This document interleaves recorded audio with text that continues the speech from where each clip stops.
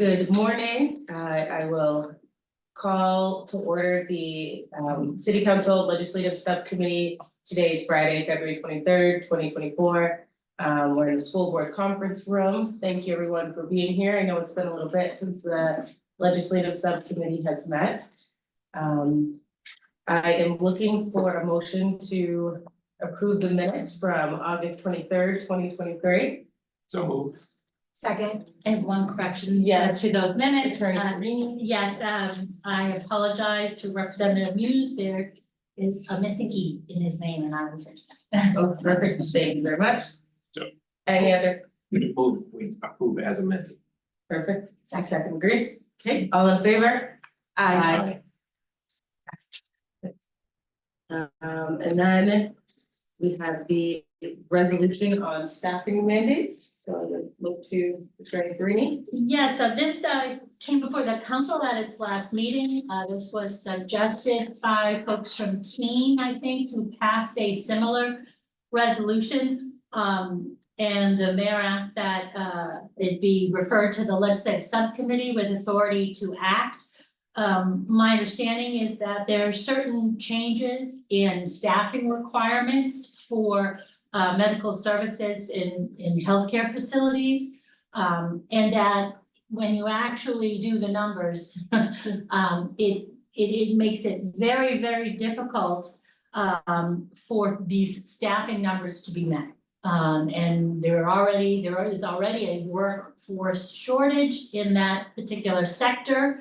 So the mayor asked that the legislative subcommittee endorse this, and this in supporting Representatives Custer and Pappas, who are opposing this change to the staffing requirements.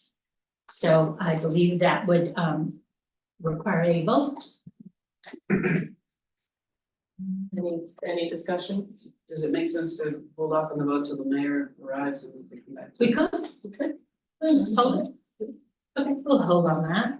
Can I ask a quick question? Yes. Well, actually, we can open it up later, but typically it's the discretion of the mayor to take comments at the end. So if you could. I was just gonna ask who is on the subcommittee, because you didn't take a roll. Yeah, well, we will, we'll take Okay, a roll. sorry. When the mayor gets here, we will. So we can skip that. I just attached the legislative principles just for informational purposes. They have already been approved. I think we have a short window today, but I would ask the committee to look at them and see if you have more principles that you'd like to propose. If so, we can take it up at the next legislative subcommittee. I just include those here for purposes of information only and, discussion if anybody cares to discuss. Inquiry, until such time as this subcommittee recommends edits or changes, these would be the ones that remain in place, correct? Absolutely. So these are the ones that we are currently working under. And I can sort of lead, I think that leads to the next agenda item, which is update on bills. So as you all know, there are about 1,000 bills that come out originally as LSRs. As the process moves forward, here's the mayor. Good morning.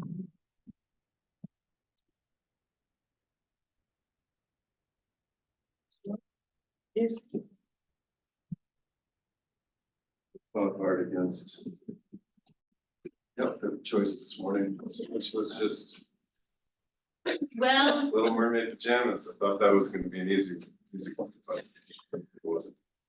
So where are we? You're about to just start. Should we do the roll? yeah, we'll do roll. the roll. Okay, So I will take the roll. great. Mayor Tucker, Here. Assistant Mayor Kelly, Here. Councilor Tabor, Here. Councilor Cook, here, City Manager, here, and Jane Perini, Senior Assistant City Attorney, Staff Liaison to the Committee. So we were just, we had discussed the resolution, but there had not, yes, yeah, we've approved the minutes, but we did not take a vote. We were waiting for you. Okay, So, all in favor? I don't think there's a Oh, motion Oh, yet. there's no motion. Oh, we discussed, okay, wait a motion. So I just want- Oh, we No, did no, that, not the sorry. minutes, the resolution, Resolution on the staffing update. the staffing Okay, so you resolution. have. Yes. Got it. Yes, minutes are. I did something. Okay, is there any discussion? Well, we were just, we got an update from Attorney Barini, kind of a little background information. Obviously, as you know, this came to the council first. It was sent here for some review and conversation. I do have a question on this. It only applies to nursing facilities, is that accurate? Or is this I staff look mandate at all apply? healthcare facilities. Yes.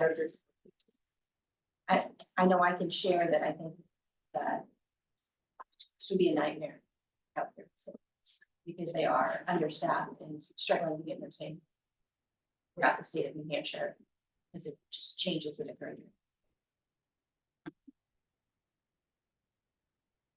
A nightmare in supporting this resolution? No, a nightmare Okay. in, a nightmare of a change in required staffing levels, because, they can't always staff at a certain level, and the idea that we were closing down healthcare facilities because they couldn't staff at a certain level and then refusing care to individuals. Because almost all the emergency rooms in the state would have to close. What do you think about that? And this is something that's currently going into effect on the federal level. So the delegation is firmly against it, given that we have a number of hospitals that are in the immediate region. It's not normal to necessarily weigh in on all national issues, but this one will directly impact New Hampshire's specifically, so. Believe that. Yeah, part of Medicare's, there are all these requirements that come down the pipe every few years, that were part of a Medicare package passed years ago. And inevitably, Congress punts and changes the enforcement date, because it won't work for healthcare. At some point, it would be nice if Congress revisited the original law. Yep. Seems like an unfunded mandate, so all in favor? Or Counselor, all in favor? I wasn't gonna add anything. But what place has a greater mismatch between affordability for workers and these jobs? I know the nursing homes struggle to stay staffed. The nursing situation in hospitals. Not bad.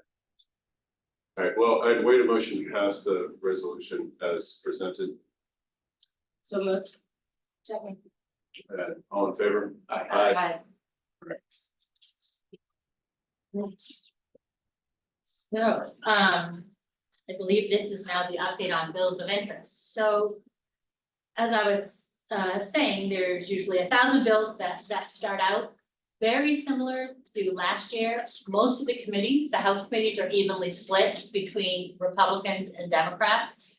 And what we found last year is the same that's holding true this year.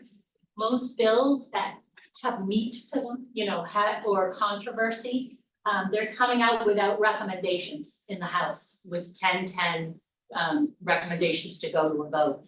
So typically, we are a bit more active as far as representation in front of committees when that wasn't the case, because the thought obviously is you can sway, persuade by your participation. So this year to date, the bill that the mayor has both testified before the committee and in writing is the occupancy fee bill, which is House Bill 1254. This year, it's been 7 years, or at least that I know of, that this type of bill has come before the House and the Senate. What it is, it's enabling legislation to allow a hotel occupancy to charge a fee. And that fee, this bill's been amended since it's been introduced. I believe they now have amended it to a $2 fee.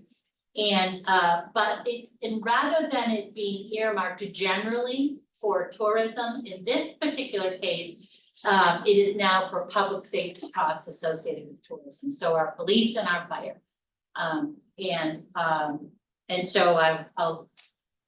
So this didn't come to the vote yet. No, I looked and I apologize for that, I thought it was. It's all right, I got me to send it. So, I think this has, more legs, well, it didn't get killed at the, or a recommendation committee, it went to ways and means. I do think that there is a possibility for more, bipartisan support. There's a new mayor, in Manchester, Jay Rowe, who is struggling with finding the money, as every city in town does, for police, and fire. Police and fire are intricately linked with tourism, and that, you know, the demands increase, but also it's important to have safe streets to be inviting, for tourism just more broadly. So I expect, most of the mayors will sign on, to this. Would really like, Mr. Rowe to sign on as well, considering his position that Manchester is in with regards to, staffing and the budget for police, but remains to be seen on that. But that's one that I'm hopeful Representative Muse might be able to be convinced to speak on as a member of criminal justice, since this would directly go to making sure that the police have the resources that they need to promote the tourism, or not promote, but protect the streets so that tourism can flourish. So I think that's biggest update on that, but I was excited to see that it didn't get killed yesterday, because it didn't go. Didn't go. So that's great. But it came up 10-10, which was, I think, the highest It's come up. it's come out, so, and I thank all, you know, all of you for that work and that support, that it's taken a long time, but I think, like many things in the legislature, Portsmouth recognizes things early because we face issues that maybe other communities don't face. And then in time, you know, other communities face these things similarly, so this is no longer. One more point, I know that you'll probably face from maybe the chamber or the, you know, the chamber was in favor of this when it went directly to tourism. You know, I think that there's an argument to be made that hotels should probably just spend the money when it comes to kind of advertising themselves, and maybe collecting a fee so that they can advertise goes against kind of maybe some capitalist tenants that they're probably in the best position to do that. I did speak to some hotel operators, and they didn't necessarily see the impact on their bottom line when similar legislation passed in Portland. So it would be useful probably to get to them and have letters of support that we want to make sure New Hampshire's a place where tourists, police and fire are part of that, and make sure that it's directed towards them. It's a pretty standard fee, universal. You go everywhere and you always see that line item of city of so and so fee. And I was in middle nowhere, Tennessee, and saw it. So it's pretty. Yeah, it doesn't come up on the hotels.com when you're looking for it, you know, so. Just include or exclude fees. That's right. But not as extortionate as the airport fees. No, Yeah. It was interesting to me that it has to be a dedicated fund, it doesn't go. correct.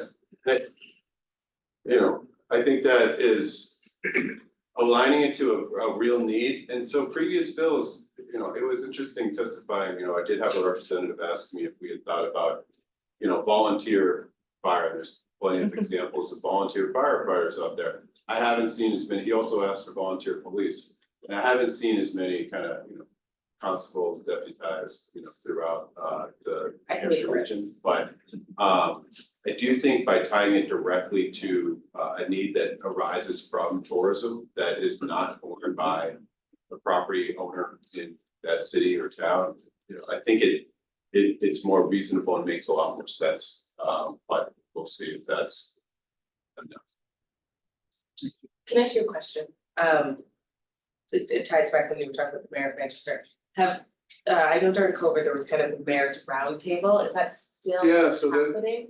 just started up, and last Thursday, and I probably should have had a formal agenda item to brief the legislative subcommittee on that.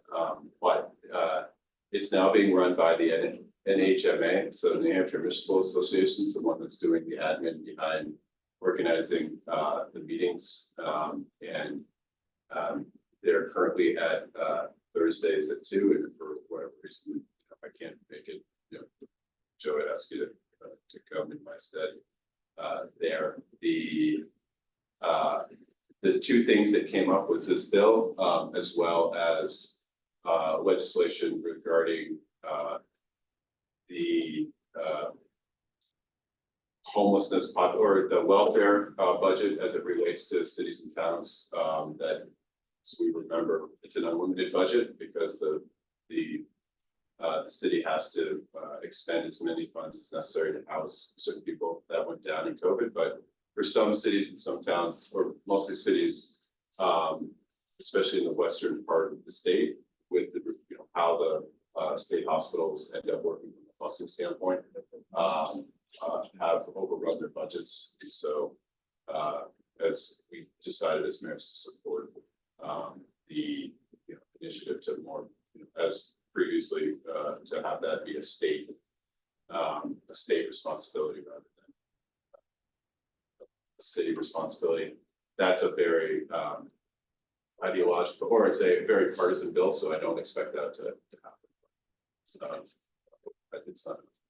I know there has been conversations between the city manager and myself about in our own city trying to do some type of census of what actually our homeless population looks like. So hopefully we'll be meeting with the police and our welfare department to see if we can potentially get some boots on the ground to get some more essentially better statistics of what it's looking like in our area. Yes, statistics are pretty hard to come by, like just on the state level. That was surprising going to. We've discussed this, literally over relying on that one night out, donors count, that's Yeah. really So in case night. the general public doesn't know that the way that the federal government counts our homeless population is they go out one night a year. And then we're relying on that information. So this would take more of a local holistic approach, ideally teaming City Hall up with the police department, the welfare department, and literally going out to these encampments and trying to do some counts, trying to build also that trust to try to get some services together in that avenue. It's a great idea. And if there's any thing that I feel like this would be the committee to send ideas up to the mayor's roundtable. You know, I found that just as a matter of practice, when they are issued we'll see how the homelessness kind of response bill goes, but when they are not partisan, they have a tendency to do well in that committee, and sometimes there's funding will be one of those issues, you know, as we get to that is, you know, that the cities will try to agree on. I doubt that we will, but happy to bring anything that we think would be important to bring for that.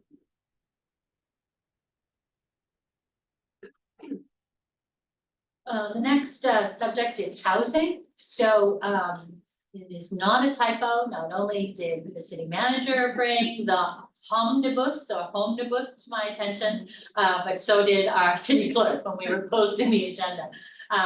So that is one of the bills that is comprehensive and looks at various ways to incentivize and improve housing. One of the main thrusts of the bill is to allow a more easy transition from commercial property to residential property. There are some incentivizing zones. It is still in committee. And I listed these various other housing bills just to let the committee know that the legislature is trying to address housing in various piecemeal ways. And we've mentioned this sort of every year.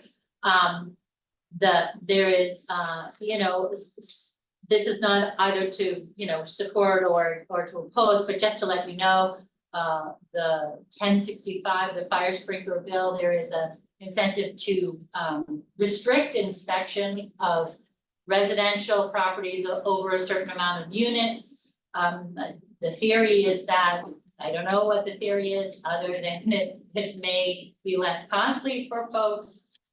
The subdivision regulation 1215, that one is interesting insofar as it maintains the building code and regulations at the time the subdivision was approved. In reading on this bill, that sounds logical at first instance, but some subdivisions were approved 20 years ago. And so certainly the safety, the building codes and the fire codes have changed substantially. But again, I think, it's an attempt to try to loosen and make more easy the construction of housing. 1399 is 2 residential units in a single family residential development by right. So that is a similar bill that's come forward the last several years. 1400 discusses the maximum number of parking spaces. 1291 is the accessory dwelling by right. That one is interesting. It allows 2 accessory dwellings and would also permit the second one that a municipality could require that be workforce housing. It loosens up, some of the density and some of the, setbacks and that sort of thing. But that one will be a real interesting one to see if it makes it out of the House over to the Senate to see, what that might do. And then there's just basically an anti-zoning bill, how I would call it, 1297, which basically says you can only create zoning ordinances if it's for public health and safety. And that, I don't believe that will have substantial support. We get these every year, but good for this committee to be aware that that's sort of the extreme position on on incentivizing housing construction. 1281 prohibits zoning from restricting 2 occupants per bedroom. Durham, I know, was very vocal in opposing this particular bill. As you know, when the state makes a law, it changes for zoning. It's really a statewide zoning change, and there are reasons why in a university town they may want some bedroom restrictions and other similarly situated communities. So again, I think we just watch that crossover and to see which ones survive, and then if there are some the committee wants to throw its support behind, we can do that, and it's all a matter of sifting out as we speak. The next is the flood relief bill, Senate Bill 590. That bill I know is still in committee, and I do know that the city sent some information. This is about the floods in January, getting some emergency funds for those communities who were hit severely with flooding. And we did submit financial information to the sponsor to relate to the committee. So that's one that we will be watching I think Peter Rice put together some numbers about what our impacts were dealing with the flooding. So that's one we are definitely watching as it progresses. Retirement bills, there were a lot of them. That I want to start with the good news. So the state payment of 7.5 of an employer's portion of an employee's retirement. We got that one time during COVID. They did in fact have surplus funds. This bill bakes that in permanently. I don't know whether it's going to have legs this time around. It'd be great. It would be great for all municipalities. It applies to Group 1 teachers and Group 2 police and fire, not the general government. So it would still be a substantial benefit if the state needs to have to fund, I think, what was it, 40% of these same costs, now run 0% of these costs. That's all borne by the municipality. Property Tax Relief Act. That, the label, right, Property Tax Relief Act. And that's how it was, labeled last time too, when it came forward. So that will be very interesting. There are also several other retirement bills that would have a fiscal impact in additional costs for the city. And again, seeing which ones pass over the crossover. Some of the more problematic ones I don't think have made it out of committee yet, so I will continue to watch those along with our folks in HR. And then the next one is the potpourri, I just call it general municipal. As you know, there is a contingent of legislators who are eroding local control on a regular basis through legislation. So the perfect example of this tenant is House Bill 1387 and Senate Bill 437, which would prohibit local amendments to the state building code. Now, many of you remember when we made our recent amendments to our building code, we did have local amendments. As you may recall, we passed those amendments in December before the law changed. These bills are a direct result of us reading the plain language of the statute and taking that action in a timely basis. One of the things that these bills address is the general language of a statute says you can adopt other codes. So we adopted a more recent version of the electrical code than was as defined in the state building code. That did not go over well with the state board or the Board of Building Code Review. So one of the other things that was in the older statute was you needed to file those changes, right? Well, now these changes say these changes need to be confirmed and reviewed. What they really are saying is approved. And the weirdest part is these bills are saying that any changes made before July of 2024 need now to go back to the building board court review for its review, and if found unlawful, will not be enforceable. So that will be an interesting challenge. So there is, and again, I believe it is a direct result of us reading the statute. They did not integrate. There are several different statutes that address all of these things, and what the city did was perfectly appropriate under the statute as written at the time. However, what they're saying is no amendments at all to building codes, zero. That is the push. Do we intend, or has the building inspector, does the building inspector or inspection department tend to, or we, as their representatives, send a letter opposing this? Well, there is a building, a group of professionals of building inspectors, and some of these bills have been opposed, some of them they've taken no position. Certainly our team is opposed, but since we sort of are, how shall I say this? I don't know that our Where the reason. advocacy will fall, Beneficial. will be beneficial. Yeah. But certainly I've had many discussions with our building inspector about this, and he is communicating with the group of our building inspector professionals, and certainly the fire officials as well. So it is definitely on. They definitely added some wording language. They did. They certainly did. Again, 1396 prohibiting owner occupied multi-unit housing inspections, same sort of thing, pulling back on that local authority to inspect. I think it's over 4 units. There are several that are limiting our ability for our health officers to do what they typically do.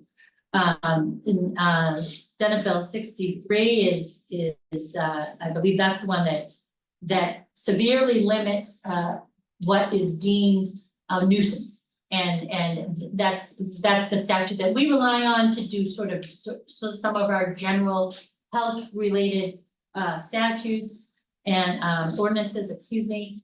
Redefining homestead foods and our ability to inspect those is 1685. It sounds like a wonderful thing to let people have more freedom and non-traditional, home kitchens to cook and sell at farm stands and all of that.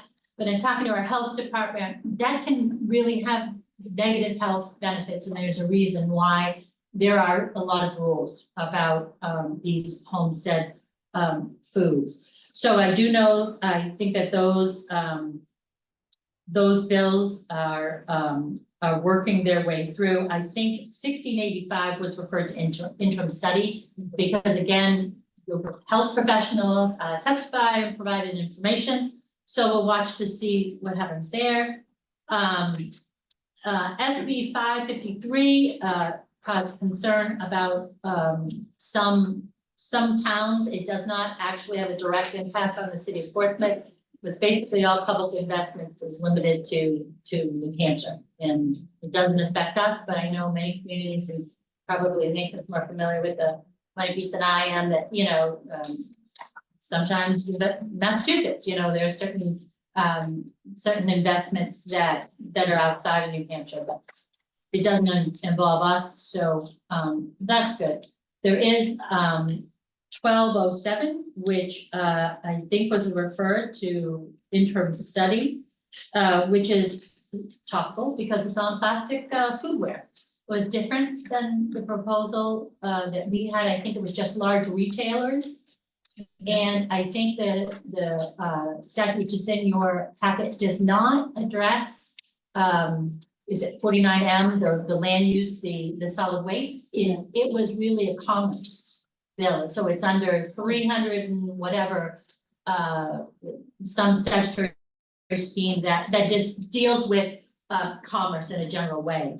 And so their argument against that was sort of an equal protection, you know, argument, because, and they said it would cost restaurants. So I don't know. I know that what it really means is that this particular bill is not going to have legs, but I thought it was important for the committee to know that it existed.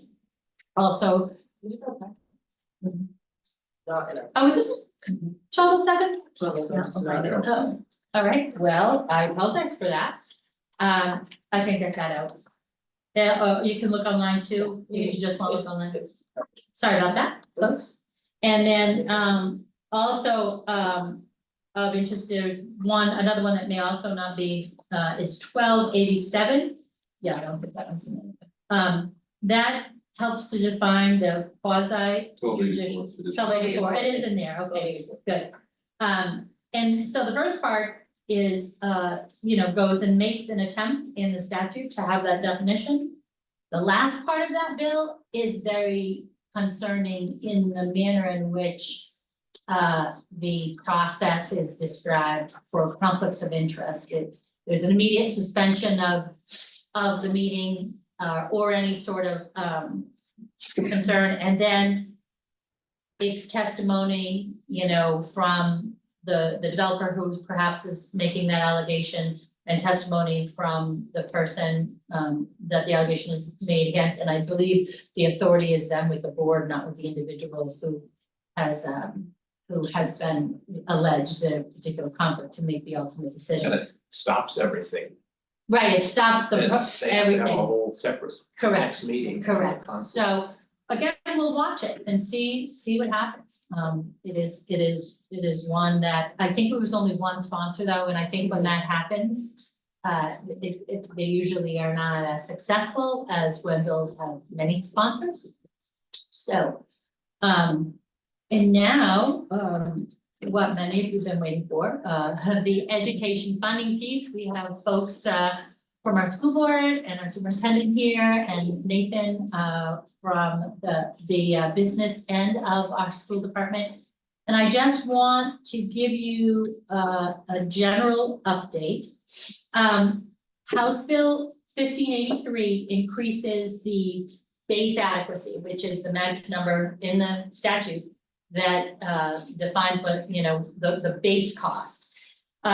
Originally, there were bills that had that base adequacy at $10,000. That particular bill is still floundering in committee, and I understand that was not going to be the number. They're in 3 different committees. They're in education, they're in finance, and they're in ways and means. So these education bills oftentimes go to one and are referred to another. So it's, they're hard to track and we have luckily, the CC2, the Coalition Community 2.0, we have a lobbyist that tracks these bills, as well as a very active board. We have 2 board members who are going to every work session, executive session, and committee meetings on all of these education funding bills that affect the SWIFT. Right now, 1583 is at, I think, 4,400, so it's an increase of $300 per pupil. I think there will be there's a fiscal note to that, but again, I don't think that's as impactful as certainly one that's $10,000. That 1586 is the Education Funding Foundation budget. That is the one we all need to watch. That has been referred to committee. And that completely changes the education funding formula dramatically. It's a 30+ page bill. The Coalition Community Joint Board invited the sponsor to speak at the last meeting on Tuesday to describe the bill. Unfortunately, the sponsor was stuck in committee and couldn't attend that particular meeting. But I do know that the joint board is really trying to sit and figure out what this actually means. There were preliminary spreadsheets that indicated that I believe donor towns, which number about 25 now, would be about 109. If this were to pass. And I believe that the numbers were very, very high for the donor community, substantially higher than what they are now. So when the committees realized that, they pulled it right off and turned it to interim study. So this is the one that the Coalition Committee is watching really closely. And then there are 2 excess SWEP bills. One was tabled by 4 votes, 1686 on Thursday. I believe they didn't feel they had the votes, so they decided to table it rather than put it to a vote. And again, this is the Rand case finding, which says excess SWEP goes to the state and you can't set a negative tax rate. All that being said, we received 2 orders late Wednesday. The judge ruled on the motions to reconsider filed by the state and the CC2 folks on the Rand case.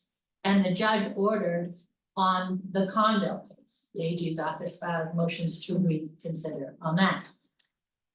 Really simplifying and distilling it down, the Conville case is about basically whether or not the adequacy amount is constitutional.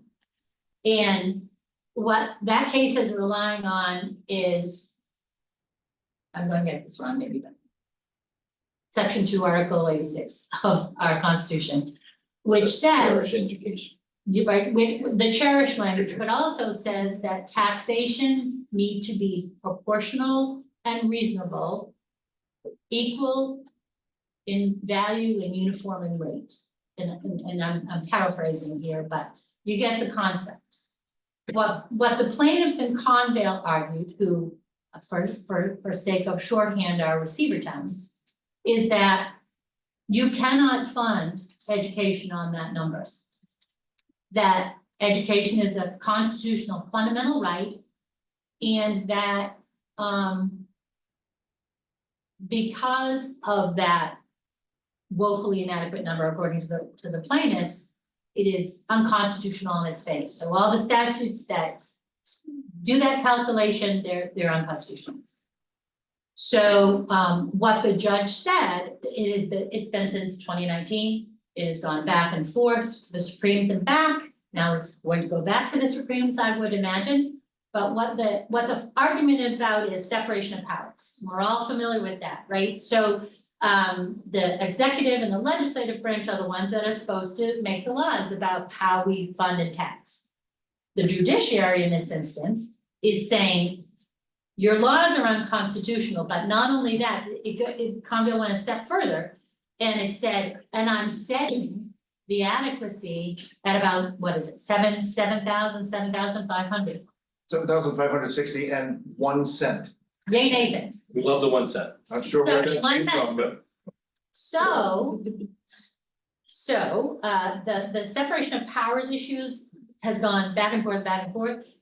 Well, how the judge, I think, got around that argument was saying, I'm not really setting the rate. I am setting a floor by which the legislature is free to go above, create statutes, and all of that. So I certainly believe that the AG's office will appeal that decision. And the good news is, as of Wednesday, we have final decisions on both of these matters. So once a hearing is final, then it can be appealed to the Supreme Court, and that is very likely. What I don't know, and what I have asked the joint board, who had a non-meeting with council yesterday, so I wasn't able to get the substance of how does that impact, present day budgets and plans moving forward.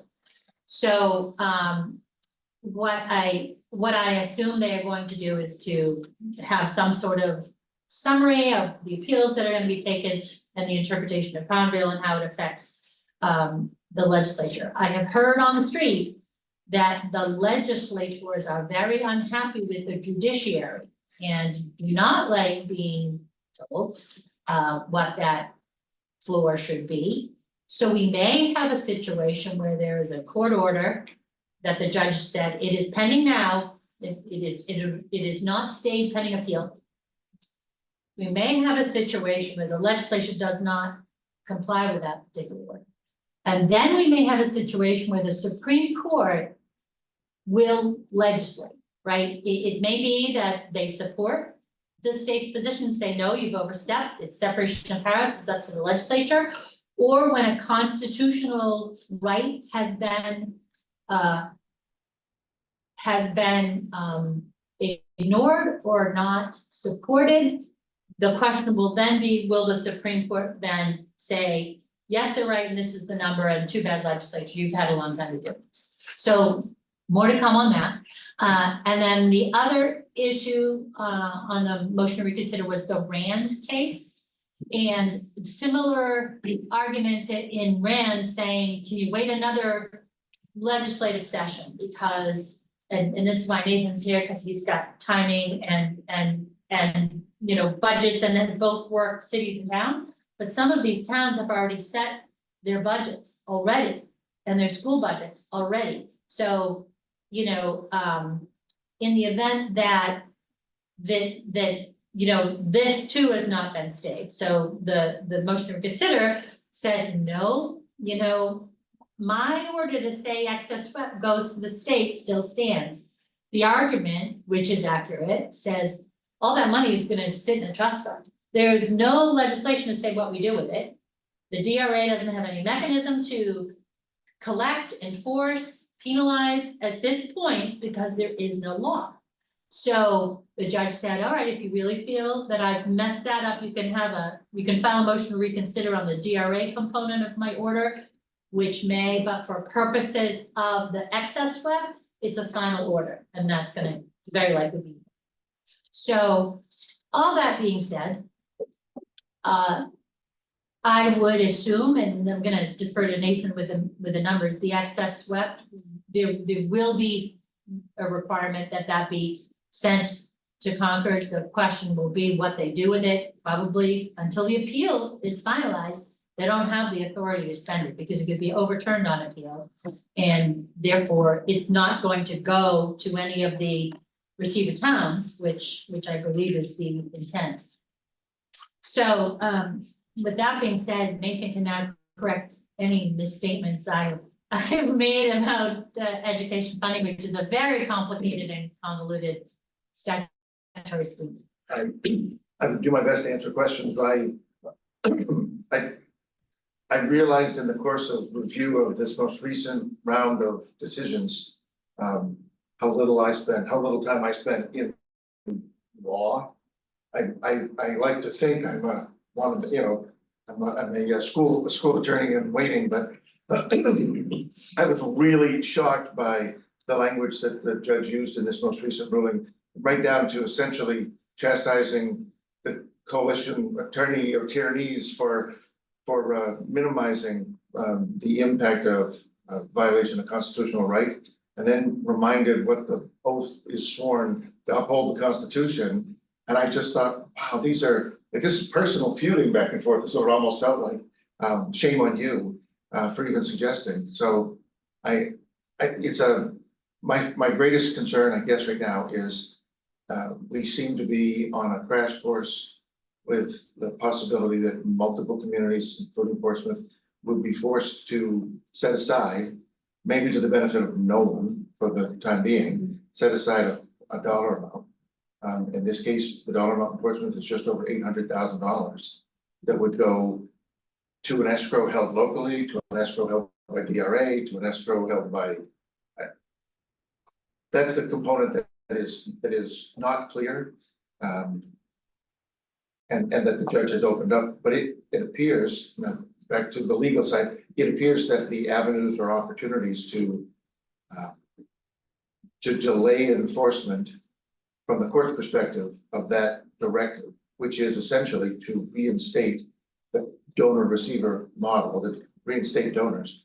I don't know what recourse or what options exist to keep that from happening, unless, of course, in this hearing and discussion of the DRA's right and ability, there is some relief that can be found, but. So a couple of questions on this from a process standpoint. I think it would be outside of the legal aspects of this and more around the budgetary aspects. It would be great to know if there are any options for raising money that has an indeterminate use at the moment, and whether or not that would have to be from a, I guess, what type of obligation could we set for that money outside of directly giving it to Concord, or if we could, if there was some sort of just if there's like ways that we can look at that money as not necessarily leaving Portsmouth and affecting the tax rate in this current year. Would like to know any of those things that are well beyond my pay grade, not being a lawyer or an accountant. That would be just one. I have a couple more questions. The two is, so like, what are all of the options that exist within, like, think of it as like a Plinko ball. Like if the state decides that they're not going to, or the state meaning the House or the Senate decides that they're not going to comply with this ruling, what does that mean for the excess swept? If the judge has set a floor for the excess swept, or no, sorry, if he set a floor for education funding at 7,000 and some amount in that sense. 175601, yeah. 1756 Yeah. 01. If that floor is set, but then the legislature fails to act on increasing the swept amount, what does that mean for the city of Portsmouth? Because we would then still be, as I would understand it, we spend or $20,500, something like that, or is it 21,000? It's closer to 22 now. It's 22,000. The state average is like 19,500. Yeah. So we're all well above these numbers, and we're still like right in the middle of what the state spends, but we're all above the number of 7,000, certainly above the number of 45,000. But if the floor is set and but yet the swept amount isn't changed, would we be sending any money to the state? And the question I have around that is, if the floor goes up to 7,000. We don't have excess swept, provided that the rate for excess swept doesn't change. Does that make sense? Yeah, let me, I can speak on just that piece of it. I know that the Conville judge during argument and then he spoke again in the Rand early hearings was talking about excess swept and said that very thing. So, well, if this goes up on the Conville case from 7,500, there's not gonna be a lot of excess because everybody's amount per child is going to raise. Now, that has not been set forward in any sort of spreadsheets that I've seen. I have not seen DRA's calculation. I don't know if that's actually true. I don't know. The other problem with that is the amount of the swept is based upon a statutorily static amount. And it's, what is it, $363 $1 million. million. So that's where you get your swept rate from. If in fact the ceiling is 7,756 per child, let's just say they're going to have to raise yet that same amount again. Let's say it's doubling, right, what the existing is. Well, the 10,000.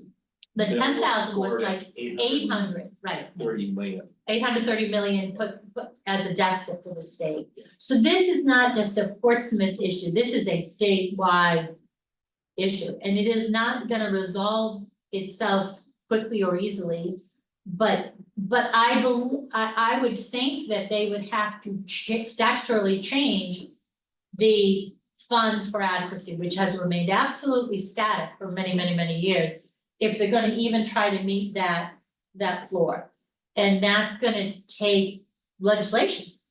So my question though, just specifically on that, if they don't try to legislatively change that floor. And are we still on the hook for the money even if? And the order stands at 7,000 and they don't change the 330 or 363 million or whatever that number is for this, that's raised by the statewide property tax, what happens to the swept? So, Go ahead.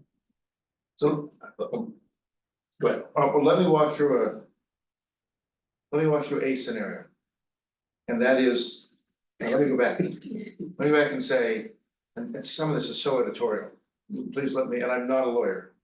And my experience in school business has been limited to the seacoast, although I've seen different models. I've been in independent districts, I've been in single district, multi-districts, and now I'm working in city, which is very different, because this crisis, if you will, of the moment is different in the eyes of independent districts, where the coalition, for instance, we're sitting around the room, and I'm the only school person with a whole bunch of town folks who are talking about what the schools will do to them.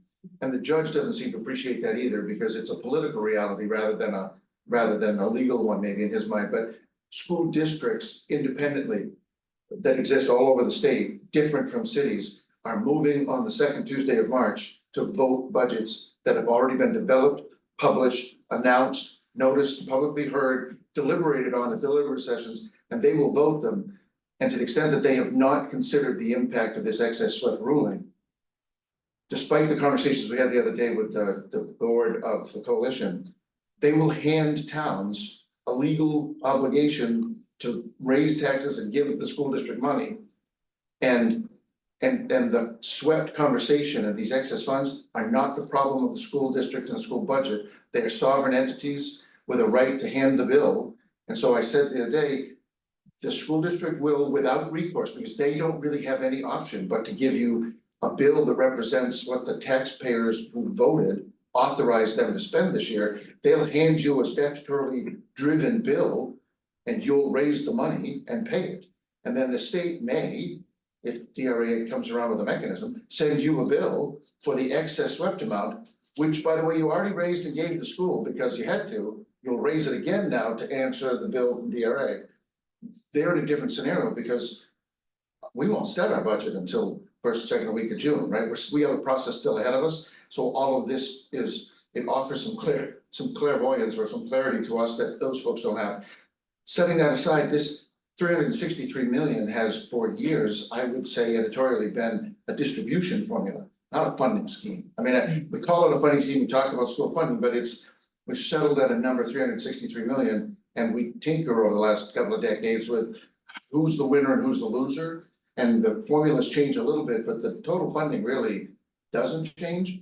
If you contemplate that scenario stays the same, if yesterday we're seeing roughly $4,000 of state contribution, which, by the way, it's your local dollars, you raise locally, you've always raised it.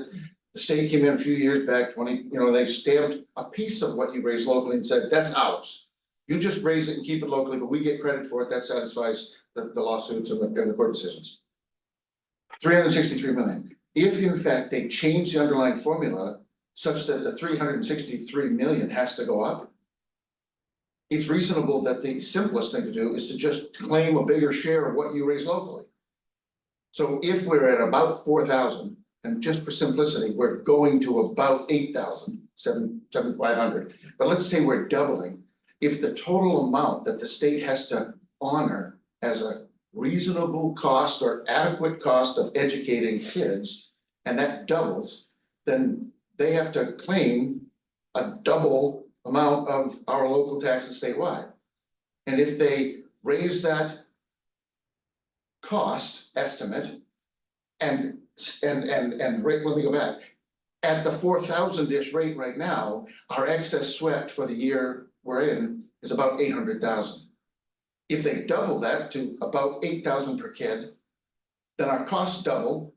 If they then respond to that by doubling the sweat that they take responsibility, the piece of our stuff they take responsibility for, our excess will double. So they say we appreciate and respect that it costs more to educate kids, not 20,000, because we're not that respectful. We're only respectful to about 7,500, and they double everything, then our excess risk, our exposure doubles.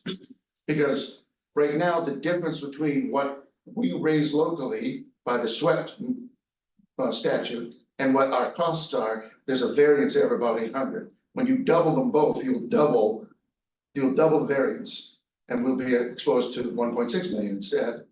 And as I guess all of that is to say, that's the really simple math for me of where are they going with this? Because if they don't generate or identify, which doesn't seem to be on the table at all, other than a teasing of some games of chance. If they don't generate if they don't find another revenue source, then their only real recourse is simply to dive deeper into what you raise locally.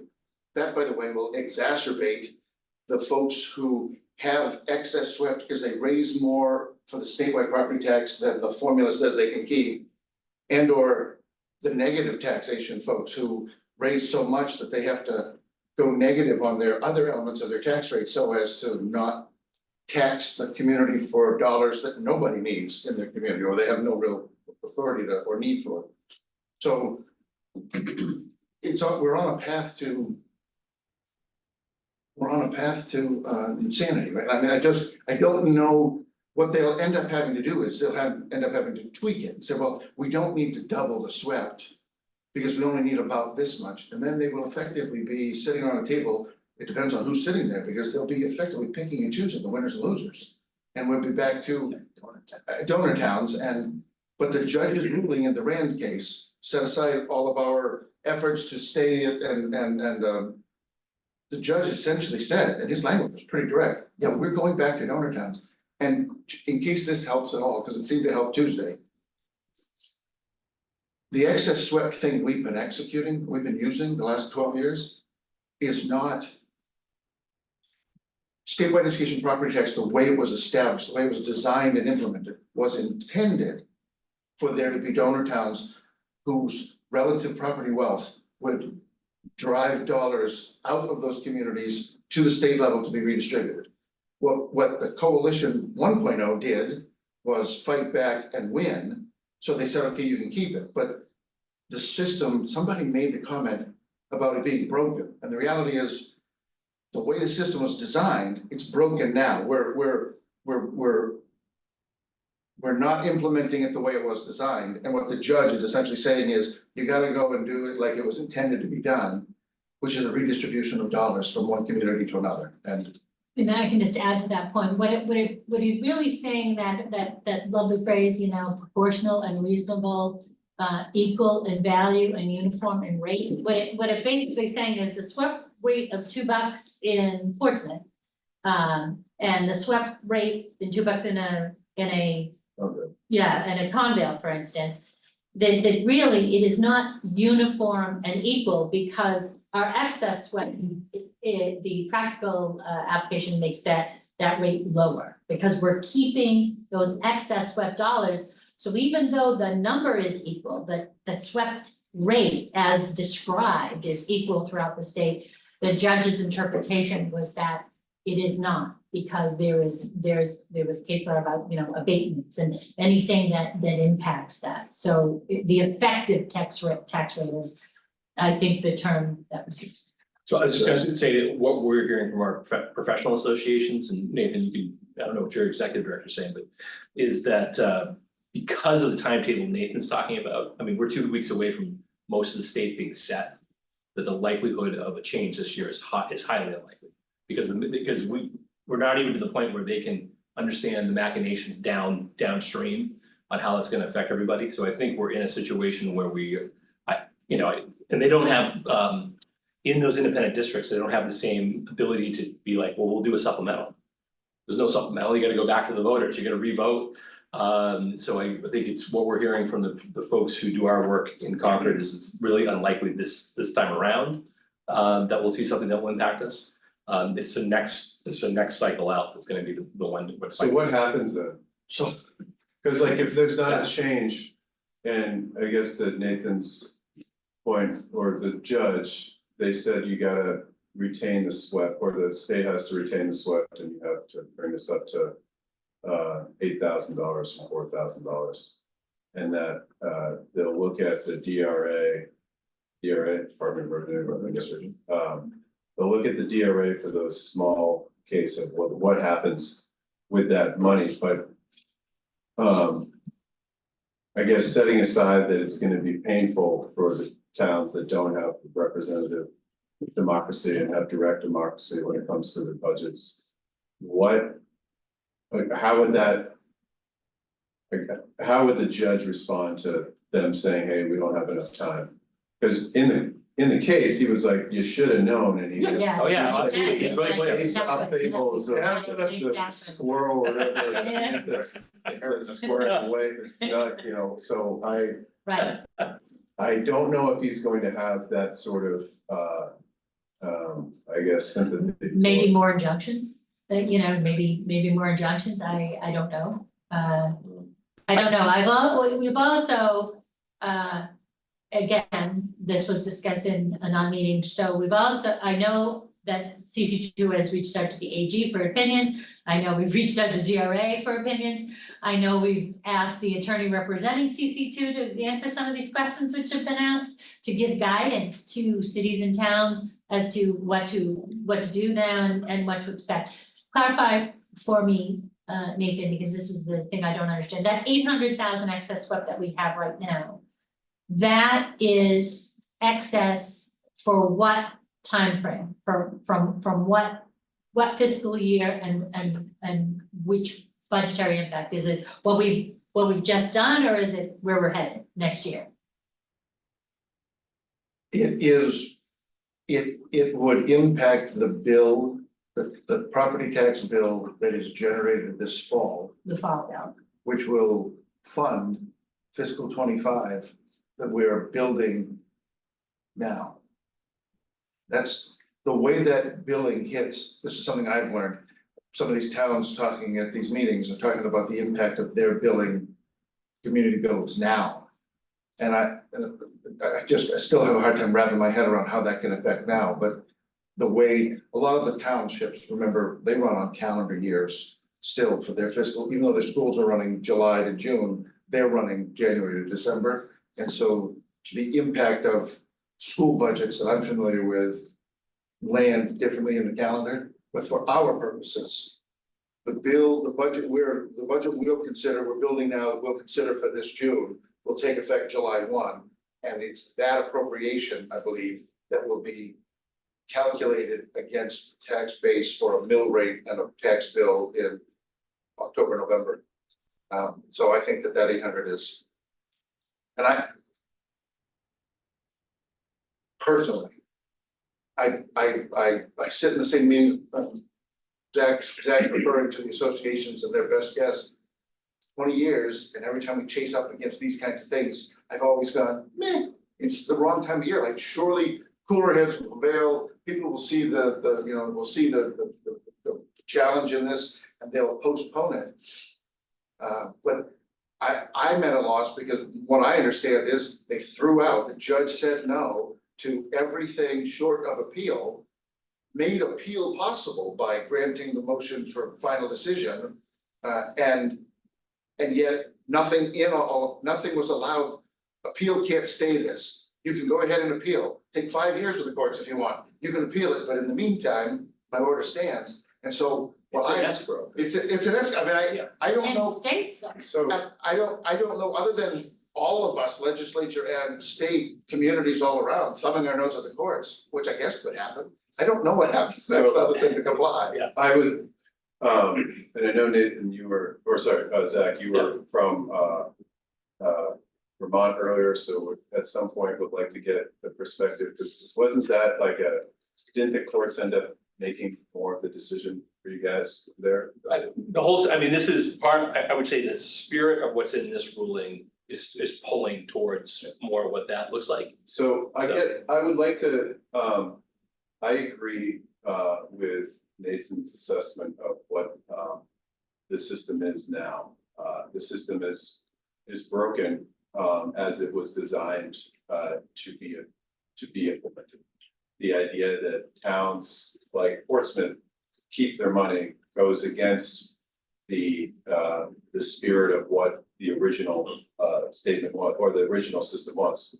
That being said, I would like to know at what point Portsmouth gets behind trying to fix that system and not fix it for us, but advocate to fix it for the state. And one of the specific things that continues to, there's two principles in the Constitution that kind of butt up against each other. One is that we'll cherish education, and I remember previously people have talked about, well, we'll just repeal that, repeal that part of the Constitution.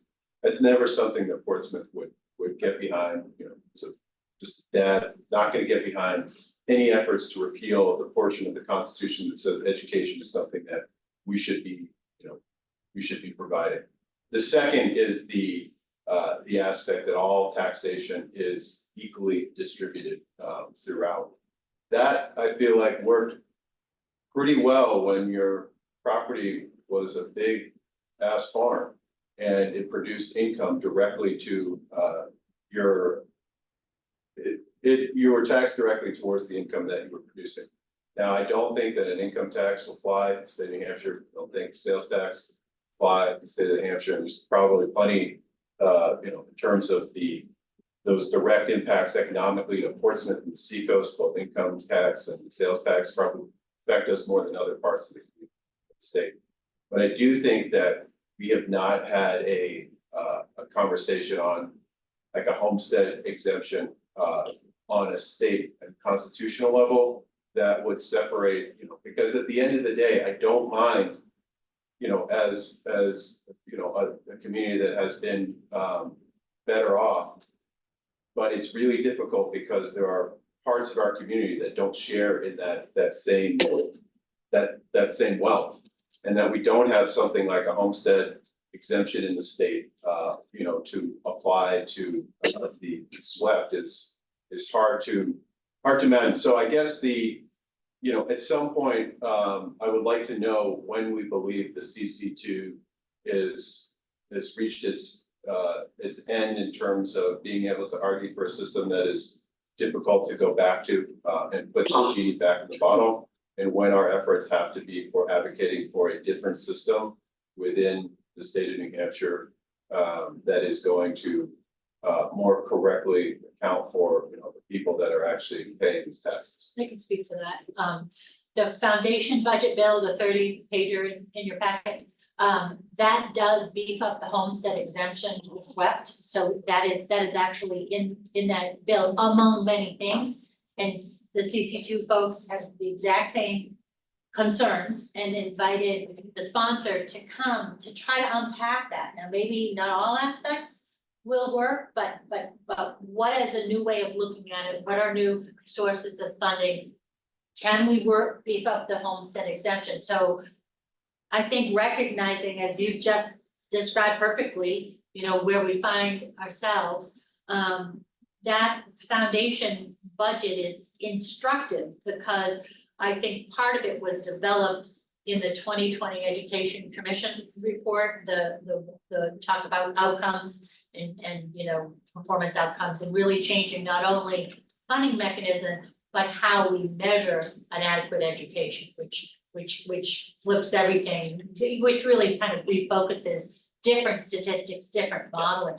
So that conversation will continue, and I do believe that at the next meeting, they will try to get the sponsors back. I can invite you to that meeting. You can ask questions as well. Folks are able to join those joint board meetings. So again, this is an evolving question. Some of this is really specialized tax law too. What do we raise? What are our obligations for raising a tax and then, distributing it and so these are very layered questions. All of them have kind of are on CC2's radar and are also being discussed and hopefully we'll get some more guidance as we day to day. I mean, literally the conversations are happening every day on this with the joint board and their team, and communications will be coming to us. So I'm sorry we don't have all those answers, but we do at least identify the questions. And now that we have final orders, we can define what those questions are. We are not the only people asking these questions. So I think there will be some consensus, I would assume, with the CC2 how to respond and some advice as well as to cities and towns as to how to move forward. I would just editorialize again and tell you that having sat in multiple meetings, we are well represented by Portsmouth folks, but we're also joined there among the multiple people who come and go from these conversations. There's some real sharp humans who have a real wealth of experience on the municipal side, and caring, compassionate residents of the state to boot. And I've been really pleased with the conversation and with the depth of insight. And I just tell you, it's. They'll work on it. They're working on it. We'll continue to work Good on that you those help to questions. support that and consider to support it, and but also engage with it, because Yeah. I just think there's some great people there who may actually have some ideas and answers down the line that that the state can benefit. So, question, Jane. What are the chances, do you think, that the legislature would get it together enough to find a use for that excess swept money that's being parked? I think there had been some bills, maybe even this session, one of which is the homestead. I think there might be one that switches the excess swept funds over for relief for property tax for people that income qualify. Have to double check to see if that is still alive. I think there's so much debate about this issue. I would be very surprised if the legislature made a decision on the excess swept this time around, particularly because they know it's being appealed. So, but I do think the conversations have started, and how is that excess SWIFT money going to be used? Is it going to reduce the 363 million or whatever that number is? Does it just go into the education trust fund? Is it going to supply there are also different kinds of grants that are outside of adequacy that are funded by various sources, so it is a complicated layered funding question. And Just like, can we like bond for it? Like, is it possible to, well, interesting that you asked, there was a TIF question, TAN. I'm sorry, TAN. Yeah, tax anticipation. Tax notes. anticipation notes where you Yeah. can borrow. But the board chair said, well, typically that would make sense, but because of the uncertainty, because of the appeal, would you even be able to get a TANs?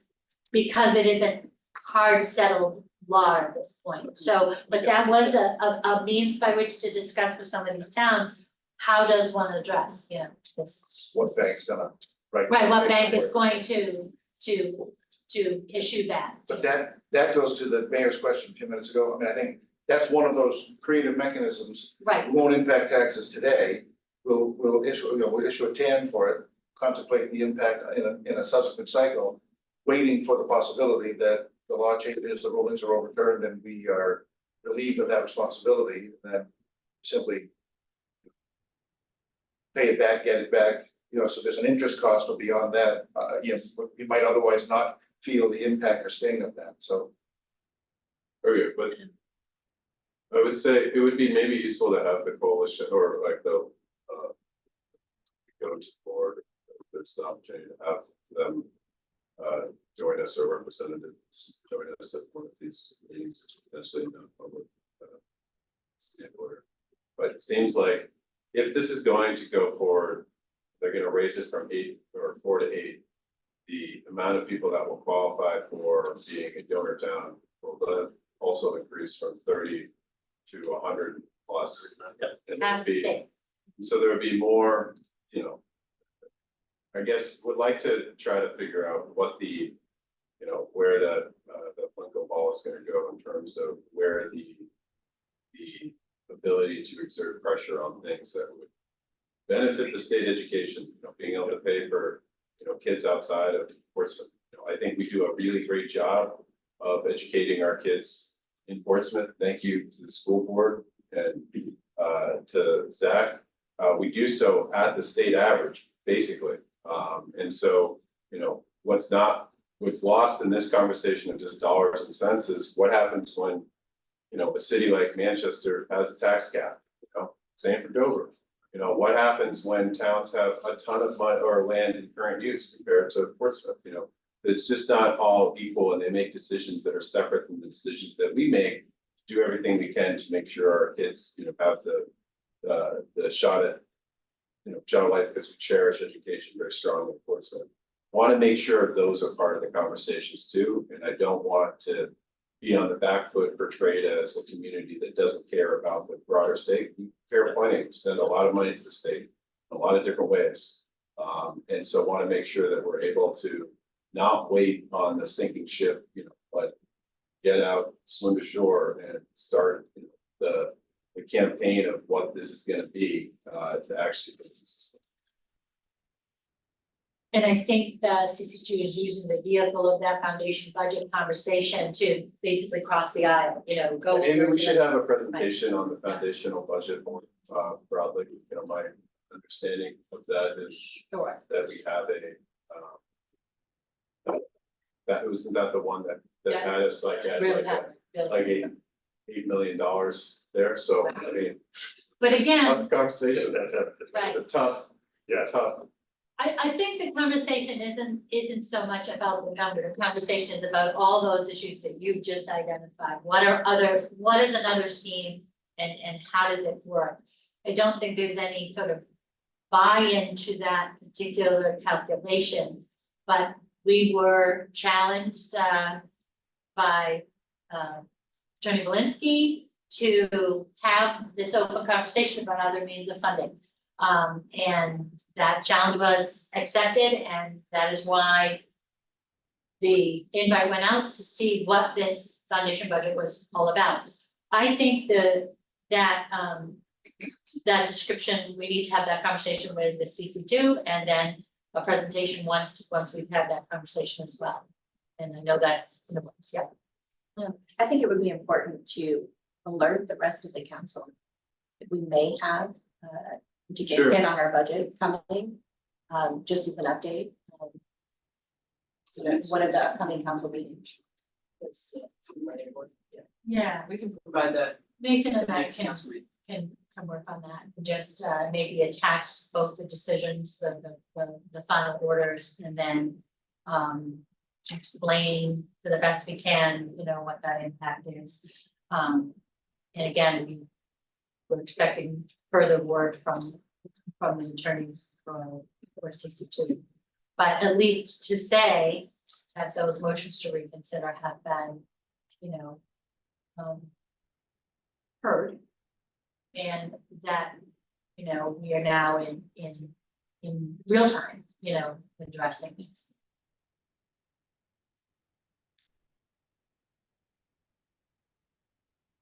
Any other conversation on this update to council?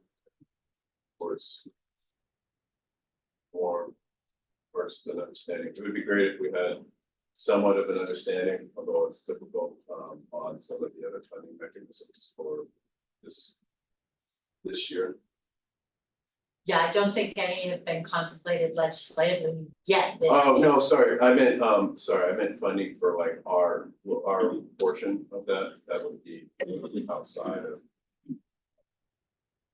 That will not be able to be answered in the budget.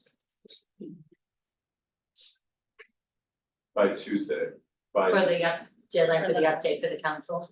okay, But I know that is a question that we will continue to pursue. I think what we'll also say is we'll do regular updates, right? This is step one. Yeah. We know there's more questions than answers.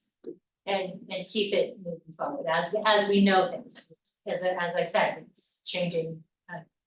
but just in terms, like, also like, you know, like if it's not a TAM, if we actually can. Right, For something like right. this, and the impact on the tax rate is not 800,000, but it's subset of that. This is. We're done. Okay.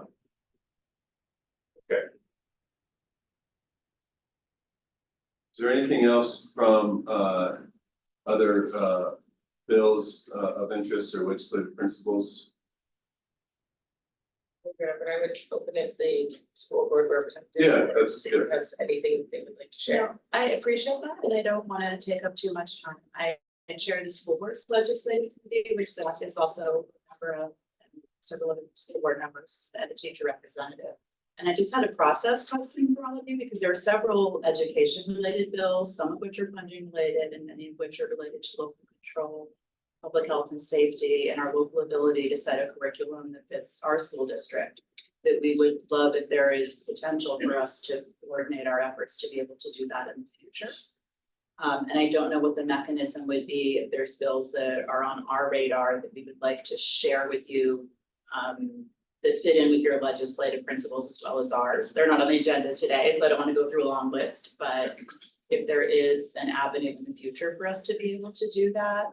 You know, there's some like around gun safety right now, and there's some around curriculum that would radically force us to overhaul how we teach kids, how we run the schools in ways that may not be terribly beneficial from a curriculum or a finance standpoint. I know that, you know, Councilor Cook and I, Rogue, have gone and testified against, you know, in the last couple legislative sessions. You know, things like that, so I think definitely Jane's laughing. Yeah, sure, and we go as individuals, but when we can coordinate, I think we may have Is more there- interests and an ability to be more influential potentially. So that sounds great. What, Jane, have we done anything in the past where there's been updates, and I'm assuming that you guys reach out to, you make up your mind and then reach out to legislators and testify. There's likely a benefit in aligning on bills, especially when they can be aligned to the legislative principles that we have and have adopted. Can we And see a copy of your legislative principles if we can get that shared? Yes. I was on the school board page and it's like a. It's very click heavy where you go. Don't know why he would say that. But yes, I can certainly share that. I mean, we only have 4, and I'm now not gonna remember them all perfectly, but it's basically promote student health and safety.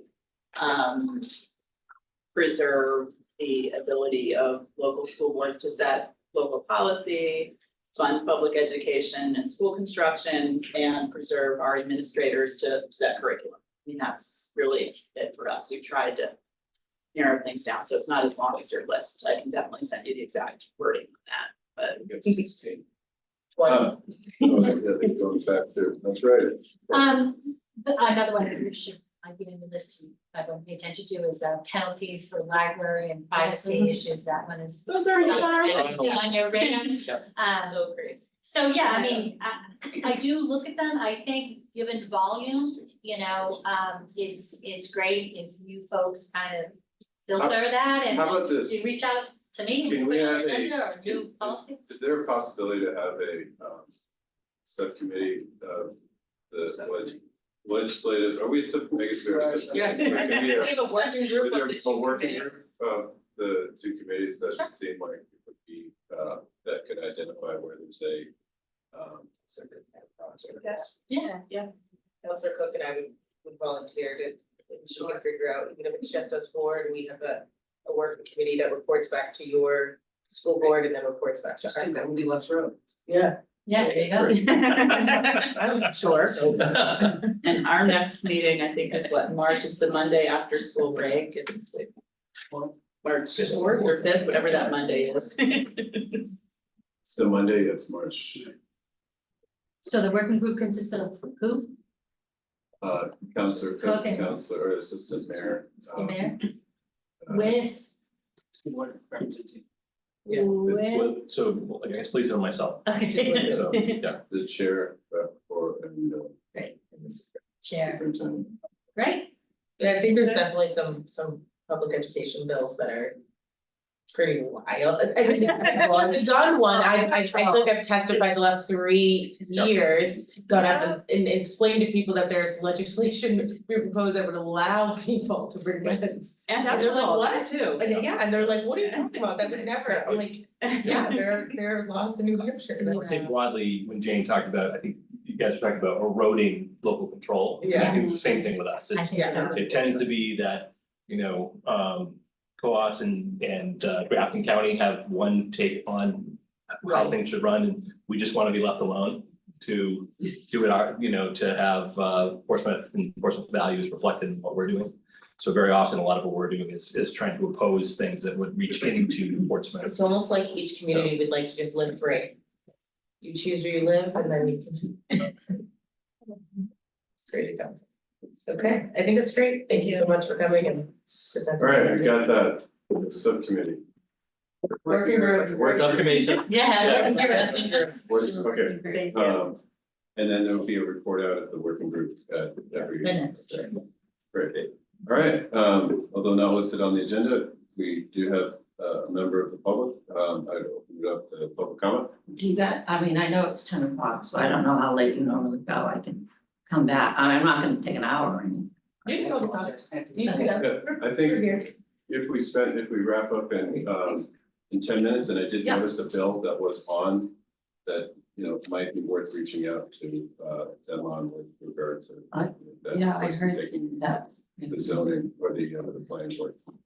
No, the reason I came is because, as a citizen, I've been volunteering all my life.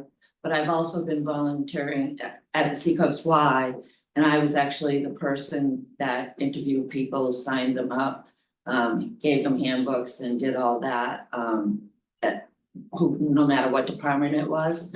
And we were told, back in the 80s, that by Dan Hopeful and Brad Lown, who were on our board, that we needed to treat our volunteers just like they were employees. So anything that applied to an employee apply to our volunteers too, because they're actually just an unpaid representative of the community. And I sort of feel like our volunteers are the same way to the city. We're all sworn in, we're told we're representatives of the community, and we're handed handbooks if you're on a certain, committee and that. And then, we go out and talk to people who represent the city. So I just feel that what happened the other day, or last week, and it has nothing to do personally with any of the people that were there. This is just strictly procedure. That would never take place in a corporate setting. It should have gone, this is my personal opinion, maybe to the ethics committee. I know that's still semi-open, but it would have been better than what happened to a volunteer. And I also consider you guys volunteers. You've been elected, but you volunteered your time. I think you get paid a stipend or something like that. So the part of the procedure that we had that night, or those 2 nights, when the public could actually get up and speak, it just turned into mudslinging, and I don't think any of you, regardless, should have to face that, because this was really a personnel situation. People at all kinds of levels, or I should say, the public doesn't get to interject in personnel matters all over the place, not with our police or fire or whatever. It really is a personnel situation, and I would just like to see that this, Jane was kind enough to tell me, give me the 2 references, and one was the state, the 673, which clearly says an open hearing for land boards or zoning, and then the article from our boards, which there is a section in there that you can sort of read either way, or certainly could be changed. Open is not the place for those to occur. It's just not fair to anybody. And I guess the bottom line is, I looked up DOT, state regulations other than this one about volunteerism. 3 different organizations at this federal level do have issues about volunteers or volunteer rights, but they're only concerned with, and my example would be when I worked at Timberland, when I volunteered with a lot of their programs that went out into the community, we were covered, and that's covered in the DOT. That kind of thing doesn't exist in the city.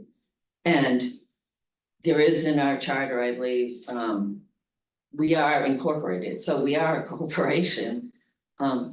So I wanted to come here and express my feelings about it, because I know it wouldn't be easy to try to get the open taken out of the 673. And my question right now would be, we have to abide by that, and we can only increase whatever the state says. We can't ignore what the state says, right? So if they say open. Not easily. Well, but with internally, I would be happy, again, just as a representative of volunteers, happy if it had gone before the ethics board, because could be interpreted as an ethics issue. If that's the sort of place we should be putting things like that, so that everybody isn't being hammered. So Sue, I appreciate you coming in and also for looking at a legislative solution for a situation that was, I think that everybody would have liked the 12 hours back. It was difficult, it's a difficult process. I think Councilor Kate will have a couple of things that she will mention on this. It might not be the best avenue to fix this by going through the legislature, although I did see, if there is an attempt, and if this attempt had more signatures on it, it might be something that, and it gets to the heart of the issue that we were concerned about or the city the legal department was concerned about, one that we should all be concerned about is whether or not you were remaining indifferent with regard to any land use application.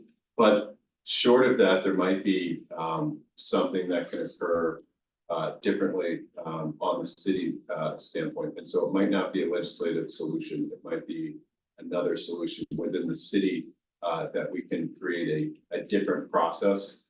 And I think that what was pretty clear going through this process for the first time is that it left wanting many aspects of just it left wanting many aspects of the just the entire process. But I don't know if openness is one of those, because Mr. Hewitt does also have the right to face any accusations in public. But if there's a way short of that that can create a better resolution where something like that does not need to occur, I think the city council is apt to bring that up. But Councilor Cook? I would just like to add real quick is, and I mean, this is what triggered it, was what happened in the city, but I would hate to see any other community, especially smaller, I know you mentioned smaller communities any of their volunteers going through something like that. But I just wanted to add that. Oh, sure. So that could be a reason to bring it to the state, but we might want to try to define a process that could go to the state first. I know that one of the things that we had talked about at governance 2 years ago, the very beginning of the governance mandate, was training, making sure we had adequate training for staff. And that is something that I was planning to ask to put on the council agenda for governance to discuss processes for volunteer training within the city and helping to define those, because the best avenue is always to prevent getting to this stage. You never want to get to a place where you're having to even go through an ethics process at the city. So, and we've already addressed at governance, the ethics process and conflict of interest rules because of some gaps that we had in those rules. So I think that going forward, we're already in a better position than we were. But what we haven't addressed is how do we adequately provide training and certification of training for volunteers. So it's not just providing training and telling individuals the way that they should perform, it's having them actually sign a form saying, I did this training, I will abide by the rules. And so then you're in a very different position. And in the past, we haven't had to do those things because most people just would abide by kind of a norm that you'd expect. And that has changed over years. And so now we have to address that. So it is my intention to request the council's permission to have governance look at training for volunteers as for our volunteer community. Because we also don't have that in a budget. So we have to be thinking about how we do that adequately without taking staff resources, too many staff resources, or if this is a priority that the council wants to address and to provide adequate resources for. So that's what I've been thinking. So hopefully that will be on the next agenda. No, I think that's a great step forward, and that it makes me happy personally. Just from my personal experience being on the cemetery committee, I mean, essentially, we signed a piece of paper and we got thrown into meetings, and if we hadn't had Suzanne, we would have been lost all over the place. And I remember asking the mayor one time, I actually approached some people that were doing something right next to our cemeteries, which there's a statute that says 25 feet. I mean, I wasn't nasty or anything, but being me, I talked to the neighbors. And then afterwards I thought, did I even have the right, even I knew as a citizen, but I was standing there talking about statues and everything, obviously from a cemetery committee perspective. So, I mean, I felt uncomfortable enough. I don't, even now, I don't know what all the rules are. I'm always running to Suzanne, which is not bad. And they're usually 3-minute questions, but, you know what I'm saying? I just feel like, yeah, volunteers should be treated better as far as, they just should be treated better. They're doing a lot of free work for whatever the organization is, and this just happens to be the city right now, so. No, I appreciate that, totally, so, I really had a good lesson about legislation today. I was glad I came here, and didn't even know I'm going, wow, what am I getting myself into? But seriously, I mean, I know if I had gone to any of our reps and then nobody wanted to support it, you know, getting a petition together, I mean, I know what I could do, but that's not the point of my. Well, I think that Right. understanding what the reps are, and we'll have a conversation, they're in session this week, and so we wanted to make sure that we were able to let them do that work, but we'll have them back, and, you know, Yeah. David is fantastic, Representative Muse, Yeah. on explaining, you know, where things are, and he's always surprised me in terms of being or maybe not surprised me, but I'm always surprised at ways that he can figure out how to get something that Yeah. might seem innocuous or maybe impossible to get, to see how that could be applied. And, you know, if there's something on the state level that would allow us to handle situations on the local level, you know, more effectively and, you know, certainly more justly, then I think they would be certainly in our corner to support that. So we're happy to share this with the reps on that, to see if there's an opportunity to create a better framework on that. Well, thank you, I appreciate it, again, this is all me, not any. Thanks for coming in. Thank you. Thank you very much. All right, well, I will wait a motion to adjourn, and thank you. So move. So move. All in favor? Aye.